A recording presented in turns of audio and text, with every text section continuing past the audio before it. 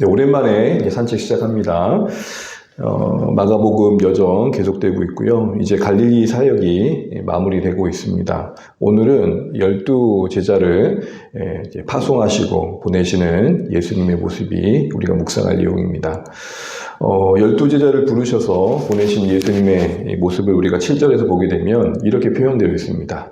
12 제자를 부르사 둘씩 보내시며, 지금 성경이 흘러가는 맥락을 좀 다시 기억할 필요가 있겠는데요.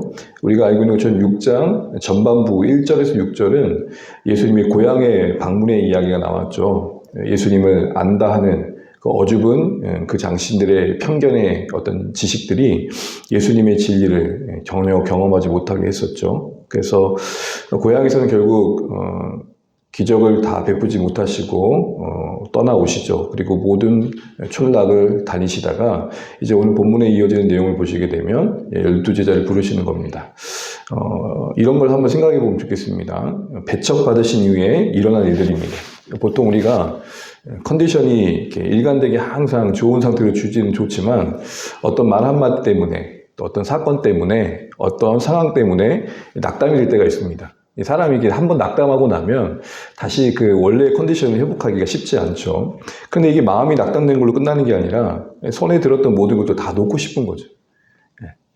그래서 그 마음의 무너짐이 우리의 일상과 또는 사역, 그리고 신앙을 또 이렇게 어렵게 할 때가 있습니다. 그런데 어떻게 보면 예수님의 행보를 보게 되면 늘 좋은 어떤 컨디션만은 아니었을 텐데도 그 상황의 실패로 보지 않으시고 묵묵히 그 상황 속에서 연연하지 않고 가야 할 길을 가시는 걸 보게 됩니다. 저도 많은 인생을 산 건 아니지만 참 신자들이 예수님을 믿는 신앙을 이런 모습들로 보여주면 어떨까 싶은 생각을 해보게 됩니다. 우리 안에 체념이 있을 때 그게 너무 지나쳐서 자기 연민에 흠뻑 빠져서 자기 존재를 그냥 상당히 다크하게 만들잖아요. 그냥 시무룩해질 뿐만 아니라 더 깊어져서 지하가 몇 층까지 있는지 모르지만 지하 1층, 2층, 3층 뭐 땅굴까지 들어가가지고 거기서 전혀 안 나오는 경우들도 종종 보게 됩니다. 우리 그럴 수 있지만 이왕이면 잠시 흔들리지만 하나님께 모든 상황을 맡겨드리고 연연하지 않고 우리가 가야 할 방향으로 갈 수 있는 그런 모습들이 우리 신앙의 모습이 되어야 되지 않을까 생각해 봅니다. 그런 맥락에서 12 제자를 보내시는 것도 흔들리지 않고 자신이 하셔야 할 일을 하시는 모습을 보게 됩니다. 그런데 특별히 7절 말씀을 보시게 되면 어떤 명령을 하셨는지 언급되지 않지만 이어지는 12절, 13절을 보시게 되면 제자들이 한 일을 통해서 예수님이 그들에게 어떤 명령을 하셨는지를 알게 됩니다. 특별히 제자들은 예수님이 하신 그 일을 하게 되는 걸 보게 되는데요. 우리 잠깐 12절, 13절 한번 읽어보겠습니다. 제자들이 나가서 회개하라 전파하고 많은 귀신을 쫓아내며 많은 병자에게 기름을 발라 고치더라. 세 가지 사역이 나오죠. 회개하라는 그런 말씀을 전파했던 것, 그리고 귀신을 쫓아낸 것, 그리고 병자를 고친 것.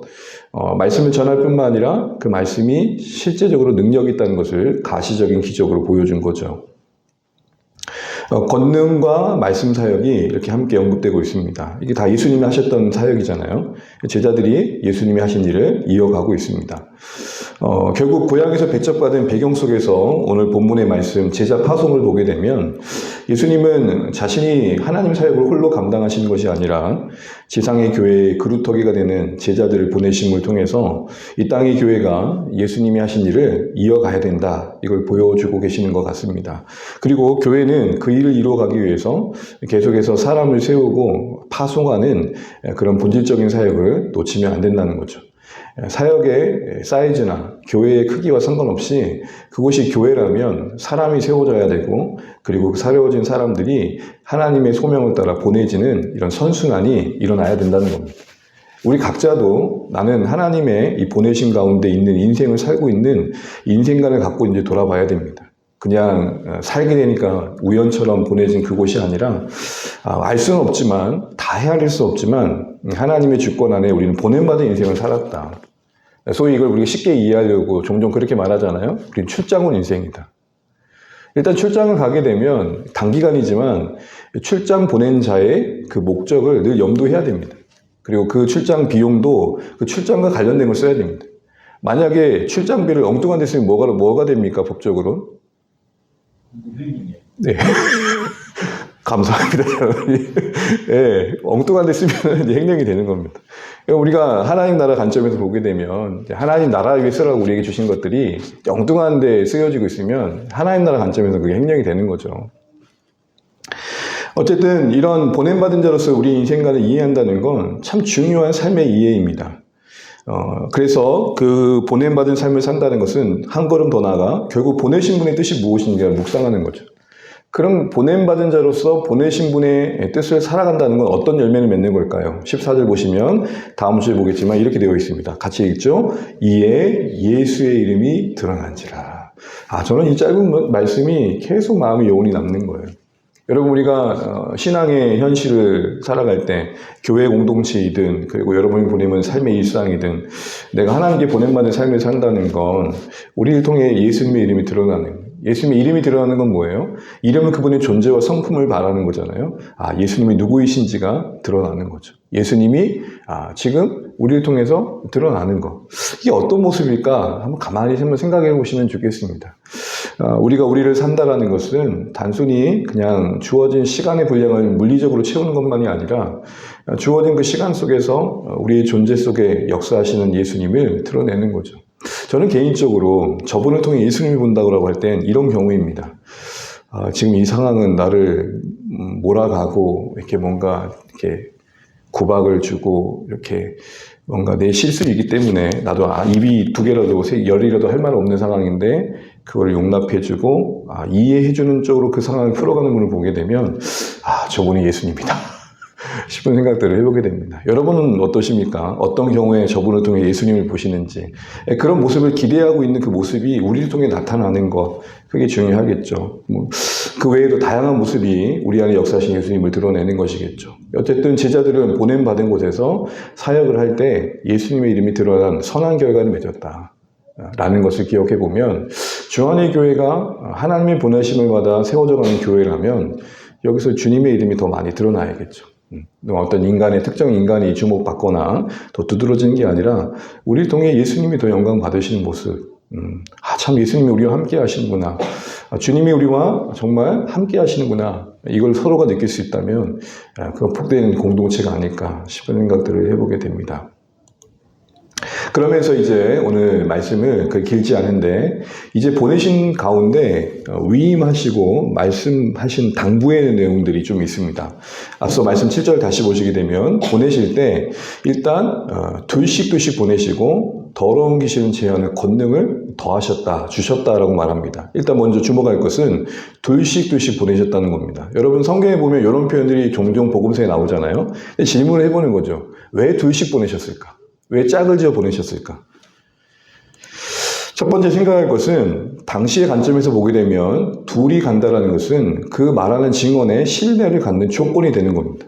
이거는 여러분 신명기 말씀에서도 나오는데 우리 19장 15절 굵은 글씨 보이시죠? 모든 죄에 관하여는 거기 한번 읽어보겠습니다. 시작.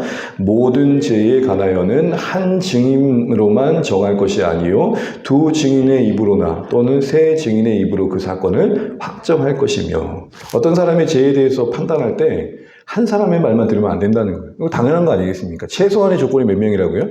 2사람 이상이 돼야 된다. 그래야 그 사람의 말에 신뢰갈 수 있다라는 거예요. 되게 상식적인 거죠. 이런 맥락에서 보게 되면 지금 복음을 증언하러 가는 이 제자 공동체의 파송의 현장에 둘씩 보내신 것은 이들 안에 지금 이들이 전하고자 하는 복음이 그만큼 어떤 개념을 갖고 있는 겁니까? 충분히 신뢰할 만한 이야기라는 것을 구조적으로 갖고 있는 것이죠.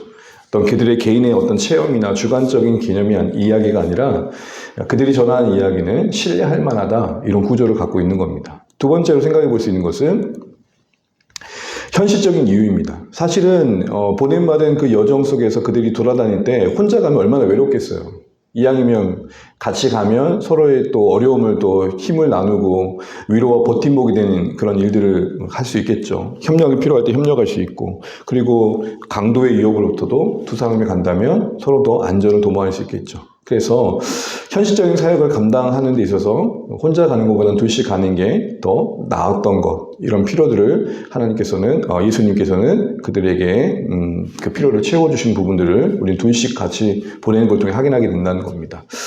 특별히 이걸 통해서 우리 한 걸음 더 생각해 본다면 결국 둘씩 보낸다는 것은 성도와 성도의 관계가 하나님 나라 관점에서 보면 동역이라는 개념으로 좀 바라볼 필요가 있다는 겁니다. 그러니까 이 동역의 시선이 있을 때 멀어지는 개념 하나가 있는데 그게 뭐냐면 경쟁이고 분쟁이죠.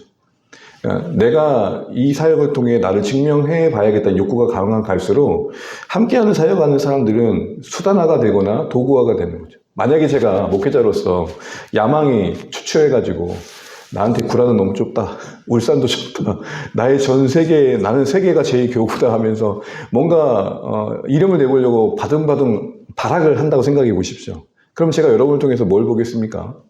여러분의 한 분 한 분의 관계와 그리고 인격과 여러분이 인생 속에 일하시는 하나님을 보기보다는 어떻게 하면 저분을 통해서 내가 좀 더 명성을 얻을까, 이런 생각을 하게 되겠고, 그러다 보면 당연히 어떤 성도님을 VVIP로 여기겠습니까? 이재용 회장 정도 돼야 그렇지 않겠어요? 그러나 우리는 동역의 관계로 바라볼 필요가 있다는 거죠. 마지막입니다. 저는 이런 묵상을 좀 해봤습니다. 왜 둘씩일까? 결국 복음을 전하러 가는 그들의 사역이 사역으로 끝나면 안 되고 성장이 되어야 한다는 겁니다. 여러분 이런 말 들어보셨습니까? 한 사람의 10걸음보다 10사람의 한 걸음. 어떤 게 더 공동체 복음의 정신에 더 맞는 말인 것 같습니까? 한 사람의 10걸음, 10사람의 한 걸음. 여러분, 효율로 따지면 한 사람 10걸음 걷는 게 훨씬 낫죠. 그러나 공동체의 정신, 공동체의 본질, 교회 공동체의 어떤 구조를 보게 된다면 우리는 10사람이 한 걸음을 걷는 시간을 갖는 것, 그 결과를 맺는 게 더 중요하다는 겁니다. 왜죠? 우리는 결국 어떤 결과를 만드는 게 목적이 아니고 그 과정에서 성장하는 겁니다. 이거 진짜 잘 안 놓치면 좋겠습니다. 그러니까 제가 쉽게 그런 말을 하잖아요. 잘해야 돼요. 그런데 잘하는 것보다 더 중요한 건 자라나는 거예요. 자라남이 없이 잘하기만 하면은 교만해지기 쉽고, 잘하기 위해서 못하는 사람을 배제하기 쉽고, 그러다 보면 진짜 교회가 교회답지 않은 모습을 보이겠죠. 그래서 저는 세 가지를 생각해 봤는데요. 첫 번째는 관계 속에서 빚어가는 사역을 통한 성화가 계획되어 있다 생각합니다. 둘씩 누구씩 짝을 졌는지 모르겠지만 아마 예수님께서는 아마 조금은 결이 다른 사람끼리 붙이셨는지 모르겠어요. 그러면서 서로 함께하면서 서로를 통해서 부대끼는 가운데 빚어가시는 그런 모습을 기대하셨을 것 같습니다. 그리고 또한 이 둘씩 구조는 우리의 신앙이라는 게 결국 나의 열심만으로 아니라 함께하는 사람을 통해서 확인되어야 된다는 거겠죠. 함께하는 가운데 화합을 만들어내지 못하고 사랑과 인내가 드러나지 못한다면 복음의 본질에서 벗어난 것이다 라고 말씀하시는 것 같습니다. 마지막으로 복음을 전하는 데 있어서 살아있는 메시지는 뭐냐면 전혀 다른 두 사람이 함께 그 일에 참여하고 있는 그 모습 자체가 복음이 복음됨을 보여주는 강력한 증거라는 것이죠. 여러분 교회를 가만히 보게 되면 여러분은 또 어떤 시선으로 보실지 잘 모르겠지만 저는 참 신기할 때가 있어요. 어떻게 이렇게 출신이 다르고 사회적 위치가 다르고 어떻게 이게 뭔가 이런 어떤 한 공동체라는 것을 이룰 수 있을까? 결국은 그 근본에는 십자가가 있고 하나님 나라의 소망이 있는 거 아닙니까? 결국 다시 말해서 역으로 말하면 우리의 하나됨은 단순히 하나됨만이 아니라 그 안에 복음이 있음을 보여주는 가장 중요한 수단이 된다는 거예요. 제가 아는 목사님이 이런 말을 하더라고요. 본인은 그 마을에서 전도를 하면서 성도들에게 전도를 하지 말라고 말한답니다. 초기에 갔을 때. 어떻게 목사님이 전도를 하지 말라고 그래요? 이단 아닌가 그러겠죠. 근데 이 맥락이 있는 거예요. 왜냐하면 교회가 시끌시끌한데 가서 전도해가지고 오면 그게 덕이 되겠냐 이런 측면이었어요. 이런 말이죠. 교회가 지옥인데 천국 얘기하는 게 무슨 의미가 있겠냐 이런 말이었던 거예요. 한 번에 가만히 생각해 보면 묵상할 게 참 많은 것 같습니다. 사랑하는 주안의 가족 여러분, 그래도 주안의 공동체는 이런 동역의 관계 속에서 하나님께서 함께 우리를 묶으셨을 때 서로와 서로의 그 다름이 때로는 불편함일 수 있고 또 오래 참아내야 될 부분일 수 있겠지만 그걸 통해 더 큰 것을 만드시는 하나님의 일하심을 놓치지 않으시면 좋겠습니다. 결국 우리 자신을 돌아볼 때 나는 성장하고 있는가? 나는 좀 더 용납하는 그릇이 넓어지고 있는가? 여러분 지금 저희가 부엌에서 이제 온수기가 이렇게 계속 저장해서 쓰는 거잖아요. 그래서 그동안에, 그 전에 있던 게 작년 15리터였나요? 네, 그랬는데 50리터로 바꿨어요. 근데 저는 어떤 마음이냐면, 이제는 막 쏟아지겠다. 막 사실 기름때 하실 때보다 부족하지 않다겠는데, 그런데도 다들, 목사님, 좀에 나오다 많으네요. 그런단 말이에요. 15리터 때보다 50리터가 더 많아요, 안 많아요? 엄청 많죠. 근데도 쓰다 보니까 적게 느껴지는 거예요. 분명히 적은 거죠, 50리터는. 이게 무슨 말이에요? 계속 우리는 용량을 키워가야 된다는 거예요. 이만하면 됐겠지라고 할 때쯤 우리는 또 사랑의 부족을 확인하게 돼요. 나는 좀 많이 큰 것 같다 하다가도 어떤 사건 앞에 확 무너지면서 나는 여전히 사랑이 부족하구나, 그걸 확인하게 되는 것처럼. 그래서 여러분, 우리가 둘씩 보낸 이 의미 속에서 담긴 이 하나님의 계획하심들을 다시 생각하고 열매 맺어가면 좋겠습니다. 더러운 귀신을 제하는 권능을 주셨습니다. 일단 더러운 귀신이라는 것은 보냄받은 그 전도 사역의 현장의 영적 현실을 염두하고 하신 말씀이겠죠. 해방이 있다는 겁니다. 예수님을 위해 살고 복음을 위해 살 때 순탄하지만은 않은 이유는 여러 보여지는 이유들 때문도 있지만 영적인 존재의 방해가 분명히 있습니다. 지금도 악한 자는 분명히 역사하고 있고 우리의 관계 속에서, 상황 속에서 우리의 믿음을 흔들고 우리의 공동체의 모습들을 흔들죠. 이거를 제자들의 힘만으로 감당하기 어렵다는 것을 보여주시는 겁니다. 그래서 권능을 더하신 거죠. 그런데 착각하지 말아야 될 것은 그 주어진 권능이 그들의 재능은 아니라는 겁니다. 다시요. 제자들에게 주어진 권능이 그들의 재능은 아니에요. 재능은 뭐예요? 내게서 나오는 거죠. 내가 할 수 있는 늘 할 수 있는 거죠. 그러나 재능이 아니고 뭡니까? 위임된 권한이에요. 쓸 수 있는 권한이란 말이에요. 그러니까 어떤 말이에요? 자동 반사적으로 나오는 게 아니라 할 수 있다가 아니라 주님께서 함께 하신다는 약속을 누리는 것이죠. 그래서 참된 영적 권능이라는 것은 내가 강해져서 내가 무언가를 할 수 있는 게 아니라 더욱 하나님을 의지하는 마음 자세를 지키는 거라고 할 수 있을 거죠. 근데 이 제어하는 권능을 착각해서 어떻게 해석합니까? 신자에게는 이런 어떤 권능이 자동적으로 뭔가 나타나는 권능이 주어진 것처럼 재능처럼 얘기한단 말입니다. 이렇게 볼 수 있는 이유 중에 하나가 이제 곧 얼마 안 있으면 9장에 가보게 되면 이런 사건이 나옵니다. 같이 한번 읽어보겠습니다. 시작. 집에 들어가심에 제자들이 조양히 묻자오되 우리는 어찌하여 능히 그 귀신을 쫓아내지 못하였나이까 이르시되 기도 외에 다른 것으로 이런 종류가 나갈 수 없느니라 하시니라. 여러분, 만약에 제자들에게 주어진 권능의 약속이 자동적인 거고 그들 안에 재능이라면 상황과 상관없이 나타나야죠. 그런데 어떤 일이 지금 일어나고 있습니까? 귀신을 쫓지 못하는 상황이 떡하니 펼쳐지고 있는 거예요. 그때 예수님 뭐라고 말씀하십니까? 기도 외에는.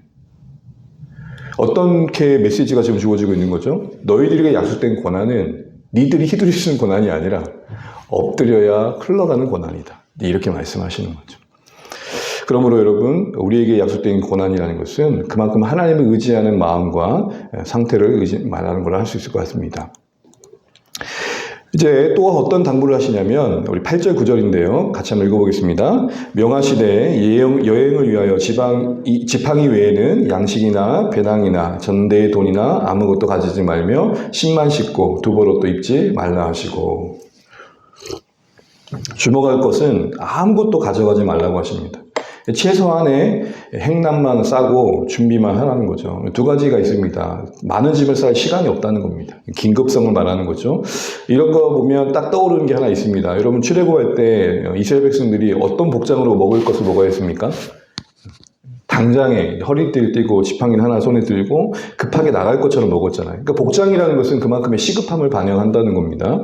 최소한의 행랑, 최소한 것만 준비하라는 것은 그만큼 넉넉하지 않다, 시급하다, 긴급성을 말하는 것이죠. 그러나 더 중요한 본질은 신뢰를 훈련하는 겁니다. 지금 현재 이 시점이 아직은 예수님이 사람들에게 뭔가 호감을 갖고 있는 시점이지 막 적대적이고 막 대대적인 분위기가 예수님 못 박아라 그런 분위기는 아니었단 말입니다. 그러니까 아직은 제자들이 훈련받는 시점이었습니다. 그런 시점에서 제자들이 가는 곳곳마다 그래도 어느 정도 환대를 받았던 거죠. 그런 시점에서 그들이 이 아무것도 없는 상황을 통해서 하나님만을 신뢰하는 법을 배워야 했던 겁니다. 사역의 어떤 성공, 생존이 하나님 공급에 달려있음을 배우는 것이죠. 근데 인생에 보면 이런 시점이 분명히 있지 않습니까? 그걸 확인할 수 있는 게 오늘 누가복음 22장에 보면 나옵니다. 다시 말해서 아무것도 가지지 말라는 것은 영구적인 명령이 아니라 훈련의 과정에 주어진 말씀이라는 거죠. 그렇게 볼 수 있는 이유가 누가복음 22장 35절 36절에 나오는데 우리 같이 한번 읽어보겠습니다. 시작. 그들에게 이르시되 내가 너희를 전대와 배낭과 신발도 없이 보냈을 때에 부족한 것이 있더냐 이르되 없었나이다. 이르시되 이제는 전대 있는 자는 가질 것이요 배낭도 그리하고 겁 없는 자는 겉옷을 팔아 살지어다. 이 말씀 그대로 그때 그렇게 아무것도 가지지 않고 보내지고 훈련받았을 때에 어떤 부족함이 있었냐? 없었습니다. 그럼 여러분 계속해서 아무것도 가져가지 마라 그래야 되잖아요. 근데 뭐라고 말씀하십니까? 이제는 가져가라 그래요. 이 행간이 이해되시는 거죠? 그러니까 아무것도 가져가지 말라는 게 절대적인 원칙이 아니라는 거죠. 간혹 이제 믿음을 이야기하다 보면 우리가 뭔가 인간적으로 뭔가 계획을 세우고 준비하고 이런 것들을 아예 믿음 없게 여기는 분들이 계셔요, 간혹. 선교하고 사역할 때 철저히 하나님만 의지한다는 것이 인간적인 수단을 전혀 쓰지 않는 것으로 이해할 때가 있어요. 저는 그럴 수 있다고 봐요. 각자의 믿음이 있으니까. 그런데 반대편에서 뭔가를 준비하는 것을 그러면 정죄하듯이 그 믿음 없는 거라고 말하는 것도 아니라는 것이죠. 중요한 건 뭐예요? 마가복음 6장에서 아무것도 가지지 않고 갔던 때나 이제는 가져가라고 할 때나 상황은 다르지만 중요한 건 뭐예요? 어느 때는 하나님을 의지하는 마음은 중요하다는 거죠. 하나님 제게 이렇게 넉넉함이 있지만 이걸 의지하지 않습니다. 하나님 의지하는 마음은 이걸 사용하겠습니다. 이걸 배우라는 것이죠. 그래서 이걸 문자적으로 적용해가지고 뭔가 준비하고 계획 세우는 것을 불신앙으로 세속적인 모습으로 보는 것도 잘못된 거다. 우리는 이런 균형을 가질 필요가 있겠다 싶습니다. 10절 마무리해 가보겠습니다. 함께 읽죠. 또 이르시되 어디서든지 누구의 집에 들어가거든 그곳을 떠나기까지 거기 유하라. 어딘 곳에 갔을 때 환대를 받겠죠. 환영해 주는 곳이 있겠죠. 전하는 복음을 기쁘게 받는 자들이 있을 겁니다. 거기에 머뭅니다. 그런데 주의사항을 주십니다. 뭐라고 말합니까? 떠나기까지 거기 유하라. 어디 가정에서 처음 이렇게 영접을 하면 거기에 계속 거하라는 겁니다. 이거 왜 이렇게 말씀하셨을까요? 방문하는 입장에서는 마국간보다는 사랑방에 가는 게 더 좋겠죠. 근데 딱 처음 갔는데 한대한 곳이 마국간이에요. 그럼 거기 있으라는 말이에요. 근데 옆집에서 저희는 사랑방에 있으니까 이쪽으로 오세요. 그러면 가지 말라는 말이에요. 처음 한대한 사람은 욕되게 하는 일이 되겠죠. 그렇게 되면. 어떻게 말하는 겁니까? 대접이나 편안한 환경을 차차 옮겨다지 말고 그때그때 만나게 하시고 허락하신 곳에서 신실해라 이 말씀을 하는 겁니다. 오늘 우리에게 적용을 해보자면 사역이 사심을 채우는 수단이 되면 안 된다는 거예요. 사심, 사역, 사심 이거 잘 구별하라는 겁니다. 내가 지금 사역을 하고 있는 건지 사심을 채우고 있는 건지. 말은 다 우리가 하나님의 영광을 말하고 나라를 말하지만 사실은 은밀히 감춰진 우리 안에 숨겨진 사심을 우리 스스로가 외면하고 나는 그렇지 않은 것처럼 찾고 뭔가 더 좋은 곳을 찾아가다 보면 우리도 모르게 떠나기까지 유하라는 주님의 말씀을 우리가 불순종할 수도 있는 것이죠.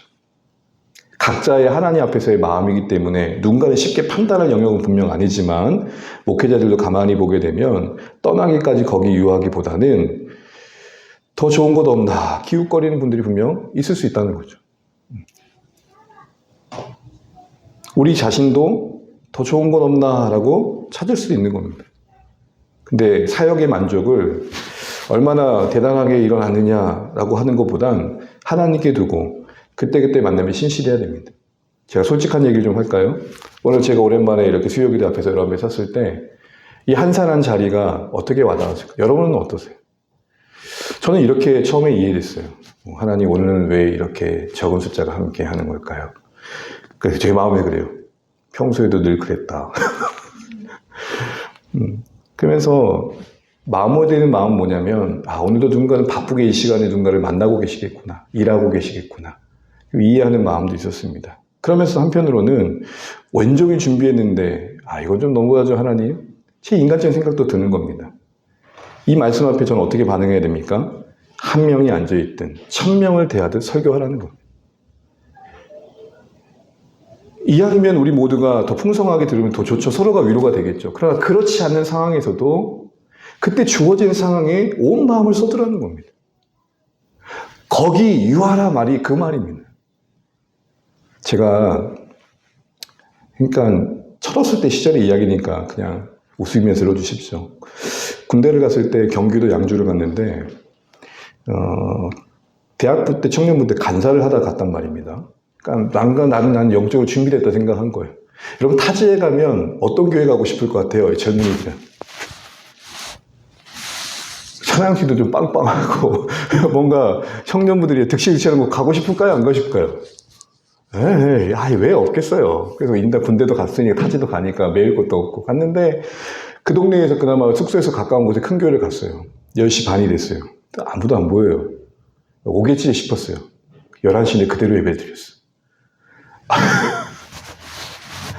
가만히 들어봤더니 그 동네에서 덕계리라는 곳이었는데 거기서 가장 큰 교회였는데 이런저런 사연 때문에 그곳에 있는 성도들이 다 흩어진 거예요. 아픔이 있었던 교회예요. 여러분 저는 어떻게 했을까요? 그 다음 주에 거기에 3년 내내 섬겼어요. 근데 더 웃긴 건 뭔지 아세요? 그때 그 교회 본고차가 프레지오였어요. 몇 명 안 되는 주일학교 운행을 했었어요. 제가 첫 사역제 갔을 때 본고차가 뭔지 아세요? 프레지오였어요. 프레지오 뭔지 아세요? 모르시나요? 프레지오라는 본고차가 있어요. 기아에서 나온 거. 그러니까 저는 개인적으로는 3년 동안 낙은 없었어요. 그 교회의 고스란한 그 혼돈의 아픔을 같이 보냈어요. 그 목사님 가정에 애들이 셋이 있었는데, 하여튼 그 삶을 같이 했어요. 제가 갑자기 이 생각이 나서 나누는 이유는 뭐냐면, 참 그게 어려워요. 그 누구도 판단할 일은 아닙니다. 그러나 다만 우리 자신이 거기 유하라 라는 말씀, 이 말씀이 우리에게 어떤 삶을 요구하는지에 대해서는 좀 고민이 필요해요. 좋은 공동체를 찾는 건 저는 진짜 좋은 거라 생각해요. 그런데 혹시 우리는 나에게 만들 만한 공동체를 찾다가 여기저기 이 표현대로 보면 기웃거리는 신앙은 아니었으면 좋겠어요. 딱 갔는데 마음에 안 들어. 더 좋은 곳이 있기 때문에 떠나. 또 갔는데 마음에 안 들어. 또 좋은 곳이 있기 때문에 떠나. 그건 아니었으면 좋겠어요. 소명 따라, 부르심 따라 그곳에 있어야 될 시간들을 채우고 하나님 뜻대로 또 인도하심 받고 그러면서 우리의 인생이 참 교회와 건강하게 함께 했다. 그러면 얼마나 좋을까요? 그때 만남의 신실한 것. 그게 제자들에게 요구되었던 삶의 원칙이었습니다. 오늘 이곳에 있는 우리 사랑하는 주안의 가족 모두가 그런 마음으로 이곳에 함께 있는 걸 압니다. 여러분의 만족이 대단하다. 여기 있지 않으셨으면 좋겠어요. 우리에게 주신 모든 상황들을 다 지나면서 봄은 봄대로 여름은 여름대로 가을은 가을대로 겨울은 겨울대로 지나가시면서 이곳에 나의 만족은 하나님이 나를 보내신 곳에 있습니다. 여기서 내가 할 수 있는 일을 하겠습니다. 여기서 뿌려야 할 씨를 뿌리고 흘려야 할 눈물을 흘리고 땀을 흘리겠습니다. 이런 마음으로 하나님께 붙들린 인생으로서 공동체와 함께 하시는 우리 사랑하는 주안의 가족 되시기를 간절히 바랍니다. 11절 보시게 되면 이제 마지막 이야기를 나옵니다. 한 대만 받는 건 아니라는 것이죠. 만약 영접하지 못하고 영접하지 않고 내치는 자들 만날 때, 대적하는 자들 만날 때 어떻게 하라고 그럽니까? 파란색만 같이 한번 읽고 마무리하겠습니다. 발 아래 먼지를 떨어버려 그들에게 증거를 삼으라. 유대인들이 이방 땅을 지나가다가 혹시라도 불견한 곳을 닿고 자기 집으로 가기 전에는 항상 발을 떨고 그 다음 걸음을 걸었습니다. 무슨 말이죠? 난 이제 거기와 상관없다 이런 말입니다. 발을 털어 버린다는 것은 무관함을 상징합니다. 너와 이제 나와 무관하다. 그렇게 말했음에도 불구하고 받아들이지 않는 건 이제 너의 책임이다. 이런 말인 거겠죠. 그러면 여러분 발을 털을 때는 우리가 주의할 게 있습니다. 아이고 그래. 그렇게 거부하면 니만 손해지. 그런 마음으로 하면 안 된다는 겁니다. 발을 털 때 우리 마음은 뭐예요? 피통하는 심정으로. 참 안타깝다. 그러나 하나님의 때를 기다린다. 왜요? 우리도 그렇게 은혜로 구원받았으니까. 오늘 이런 말씀들을 기도 제목으로 정리했습니다. 우리 함께 제자들 2씩 보내시면서 당부하신 말씀들 속에서 여러분 우리 각자에게도 와닿는 것들 붙드시면 좋겠습니다. 같이 기도 제목 가지고 한번 정리하시고 우리 남은 시간 기도하며 하나님 만나시다가 돌아가시면 좋겠습니다. 제가 먼저 맨 위에 제목 읽으면 그 아래 내용들 정리하는 마음으로 또 구하는 마음으로 기도하시면 좋겠습니다. 보냄받은 자로서의 정체성을 온전히 깨닫게 하소서. 예수님께서 제자들을 부르시고 세상으로 보내셨듯이 우리 또한 각자의 삶의 자리로 보냄받은 자임을 잊지 않게 하소서. 거절이나 배척 앞에서도 낙심하지 않고 하나님의 뜻에 따라 복음을 전하는 걸음을 멈추지 않았던 주님의 모습을 담게 하소서. 공동체 안에서 함께 동역하며 복음의 능력을 나타나게 하소서. 주님께서 제자들을 둘씩 짝지어 보내신 뜻을 기억하며 함께하는 사역의 여정 속에서 서로 돌보고 협력하는 신실한 동역이 있게 하소서. 서로 맞추어가는 겸손과 사랑의 관계를 통해 십자가의 정신이 세상에 증명되게 하시고 관계 속에서 우리가 더욱 성화되게 하소서. 나의 능력이 아닌 주님이 주시는 권능을 의지하게 하소서. 영적 전쟁의 현장에서 내 힘이 아닌 주님이 위임하신 영적 권세를 사용하게 하시고 이것이 오직 하나님만을 붙드는 철저한 의존의 상태임을 고백하게 하소서. 기도 외에는 이런 유가 나갈 수 없음을 기억하며 늘 기도로 주님과 연결되어 있게 하소서. 관계 속에서 우리가 더욱 성화되게 하소서. 마지막입니다. 오직 주님만을 신뢰하며 사명에 집중하게 하소서. 인간적인 수단이나 소유에 의존하기보다 모든 것을 공급하시는 하나님만을 신뢰하는 철저한 신뢰 훈련을 잘 감당하게 하소서. 나의 유익이나 편안함을 챙기려는 사심을 버리고 주님이 허락하신 영혼들을 차별 없이 품으며 복음 전가의 긴급성에 우선순위를 두게 하소서. 아멘. 우리 찬양하고 기도하겠습니다.